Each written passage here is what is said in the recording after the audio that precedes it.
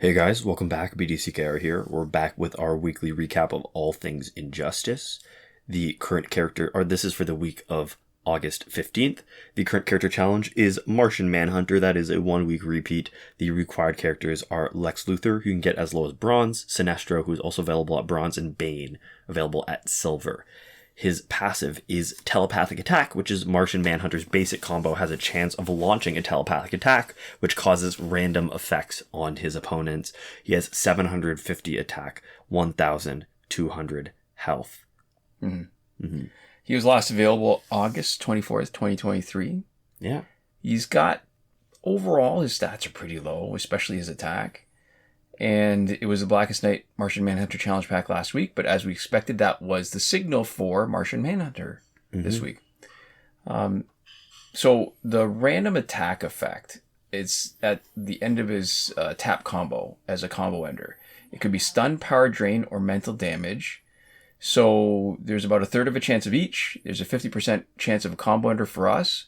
So 1 in 6 chance of any one of them when you try a tap combo. And the effects are so varied, and the likelihood of one specific effect is so low that it's not really useful to us as a way to plan a strategy for using him. Because, you know, you're really going to get one specific effect. And so, I mean, we only get it 50% of the time. The wiki page mentions a sampling where they got the combo under more than 80% of the time. Not our experience. But, I mean, if we were getting combo under every time, that would change our evaluation of how much value there is in that, right? Yeah. Stun would be good if you're trying to maximize stun damage when you're using Cloak of Destiny or Necron Scythe. But the effect is blockable, so if they block your basic attack, it's not going to happen. Mental damage, too small to make a difference, especially with his low attack stat. And it replaces the normal combo under damage that you get. So this, in a lot of ways, is the worst effect of all three because you're actually getting burnt a little bit. And sure, you could gear him to try to take advantage of that damage over time. But man, that's such a waste of a gear slot for something that happens only 1 out of every 6 tap combos. Power drain, I think it's maybe like a third. Wiki doesn't confirm this. It would be a great effect from his passive if it was the only effect that happened, because power drain you can plan around for sure. It's a good working fight strategy. So given these limitations, he's one of the characters we generally avoid using except when we use the challenge character for the week. And lots of reasons. I mean, one big one, and you see this when he's on the team with Rebirth Raven and Hawkgirl, right? Is that his stats are so low. And so unless you want to run an unbalanced team where he is the weak one, you're not getting max battle points. I mean, they're not far off, but only the first fight of this team is sub 5,000. Yeah, I guess you could also get it to almost parity with a full attack augment if you wanted to, but we don't. And you'd have to spend it on it, right? On a card that you have to work to make better, and there's other limitations besides just his stats. Yeah. So the main interesting thing about Martian, last time we did it with Hawkgirl and Red Sun Green Lantern. This time we're doing it with Hawkgirl and Rebirth Raven. I think with Rebirth Raven, because of her stats, you're actually getting max battle points from the very beginning. Interesting thing, and the main consideration for why he's really that awful is his special 2. So let's talk a bit about that. The timing of 3 hits, hit 1 and 2, very close together. So if the first hit knocks out the opponent, the second hit will miss, and the third hit will hit the opponent tagging in. Hits 2 and 3 look like they're separated by a decent amount of time, especially if you're taking your cues from the animation.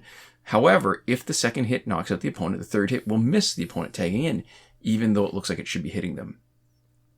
Another consideration about a special 2 that makes it worse is even though the first 2 hits are ranged, meaning they reach pretty far out to hit the opponent, the third hit is not.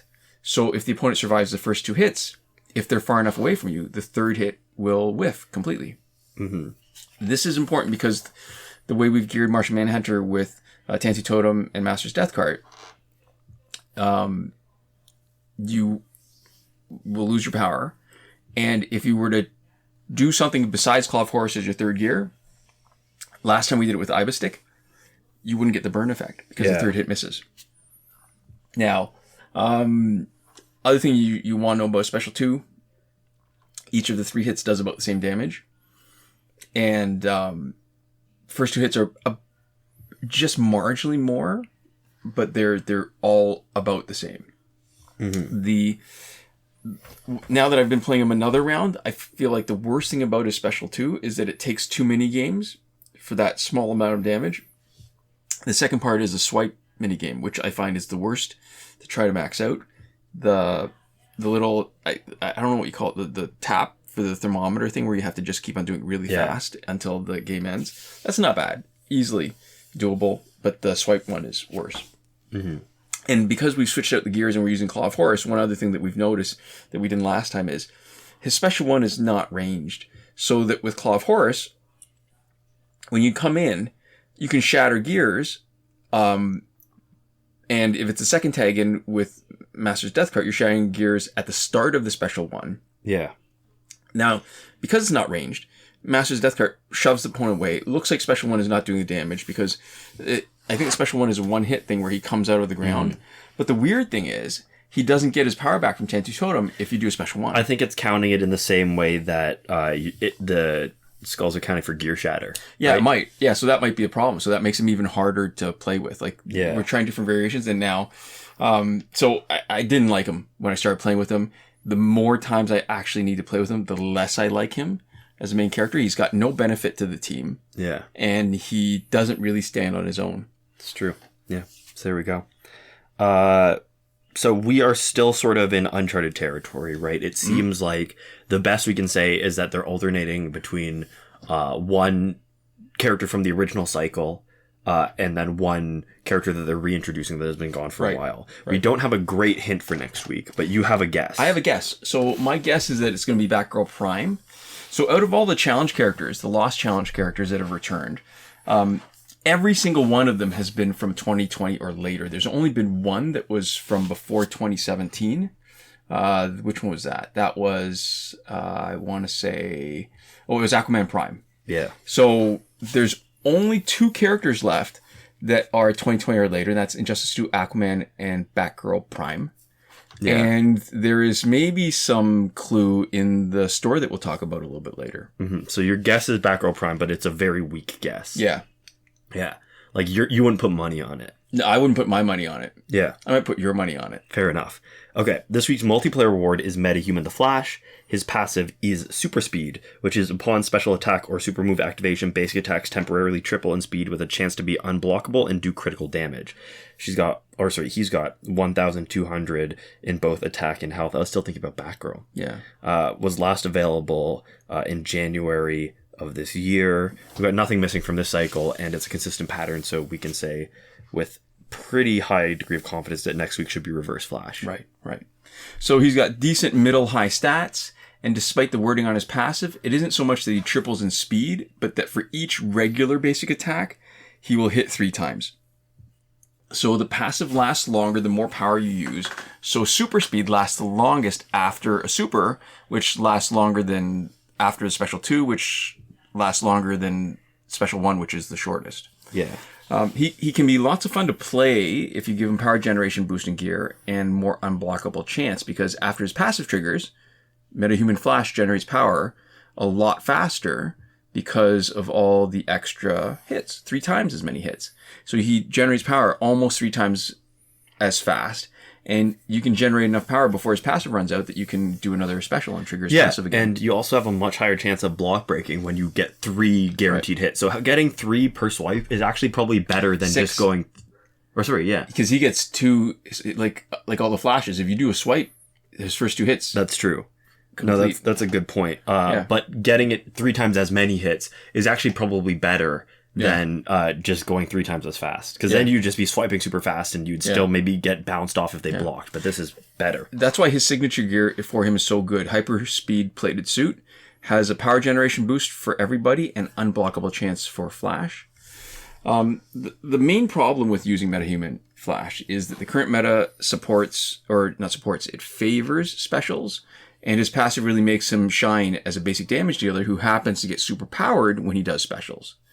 So one way we've tried to play him is putting him on our Justice League team, swap out Flashpoint Batman and put in Metahuman Flash as our basic damage dealer. He gets power from New 52 Wonder Woman, right? So she gets Tentu Totem, Master's Death Cart. She does she does specials. It powers him out. He gets to do specials and powers his own passive up. Yeah.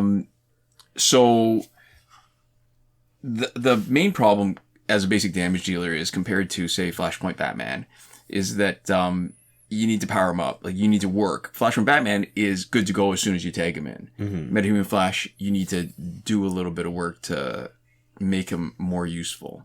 Mm-hmm. I mean, he's not a bad guy. He's pretty good. I guess if we were comparing him to Flashpoint Batman, who is sort of the ideal basic damage dealer, then he suffers a little bit, but he's not bad as a second banana. Yeah, for sure. Yeah. So moving on to the store, we have the Ultimate Bundle Bringers of Justice. That's for $124.99 Canadian. We give our price in Canadian because that's the information we have access to. Yeah. Yep. You're not going to say it's the only currency that matters? It is the only currency that matters. It's self-evident enough that I figure, well, okay. Sometimes if I don't mention it. Yeah. And so the pack description is that it, quote, contains 10 of the best heroes. Those heroes are New 52 Superman, Dawn of Justice Batman, Dawn of Justice Wonder Woman, Injustice 2 Aquaman, Earth 2 The Flash, Yellow Lantern Hal Jordan, Martian Manhunter, Rebirth Green Arrow, Earth 2 Hawkgirl, and Arkham Knight Batgirl. Those were all challenges except for Dawn of Justice Batman. Right. Yeah. And he was previously a random drop in a pack. So there we go. Second week of Red Sun Pack 2 that we talked about last week. And the other new pack this week is a Survivor Pack. And all three are missing challenge characters. They are Arkham Origins Deathstroke, Batgirl, and Containment Doomsday. Mm-hmm. So the reason why I'm singling out Batgirl as a possibility is because the other two, Arkham Origins Deathstroke and Containment Doomsday, were characters that have not shown up as recently as 2020. I believe Containment Doomsday has never had a challenge in Android, at least. He was a challenge character in iOS, I believe. iOS? Yeah. And Arkham Origins Deathstroke was a challenge character in both Android and iOS. But not recently enough. So that's your guess, but it could be any of them. I think it could be, it could be any of the ones that are still missing. Yeah. But that would be our sort of secondary guess, is one of the three. Yeah. Phantom Zone is finished. 562 is broken. Last weekend's breakthrough for golds was Raven, Superman, and the Arkham Knight. This coming weekend should be Killer Croc, Harley Quinn, and Martian Manhunter. And there's a link in the description to a Reddit thread from Devlin16 that goes through the complete breakthrough cycle if you want to check that out for yourself. Yeah. This would be where we would talk about any glitches if anything was different. And if it was the first week of the month, we would talk in more detail about sort of all the working glitches. That is the 1st of August for this month, if you want to go back and check out that video. Right. But importantly, nothing's changed. And we'll just say that the challenge reset has been tested and confirmed on the Martian Manhunter challenge. And even though Phantom Zone isn't currently around, just a reminder to always in the back of your head when you're resetting progress and either think about progress on both, because resetting progress on either will reset progress on both. And you don't want to do that unless you're willing to. Right. So there we go.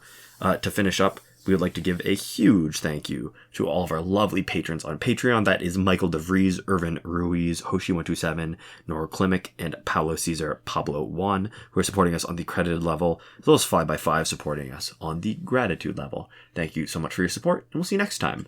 Komoda.